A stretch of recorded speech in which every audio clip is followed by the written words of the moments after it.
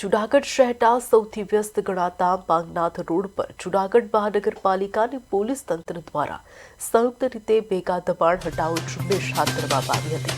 રસ્તા પરના આડેધડ પાર્કિંગ અને વેપારીઓના દબાણના કારણે રાહદારીઓ તથા વાહન ચાલકોને પડતી મુશ્કેલીઓને ધ્યાનમાં રાખીને તંત્રએ નાલાક કરી છે। તાજેતરમાં એક વ્યક્તિની તબિયત બગડતા તેમને રસ્તા પરના દબાણને લીધે રેકડીમાં લઈ જવાની દુર્ઘટના સર્જાઈ। ત્યારબાદ તંત્ર સક્રિય થયું છે।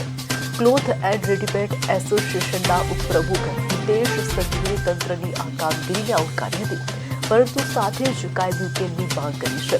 વેપારીઓના મતે માત્ર ક્યારેક થતી કામગીરીને બદલે અહીં કાયમી ટ્રાફિક પેટ્રોલિંગ અને પાર્કિંગની વ્યવસ્થા હોવી અનિવાર્ય છે।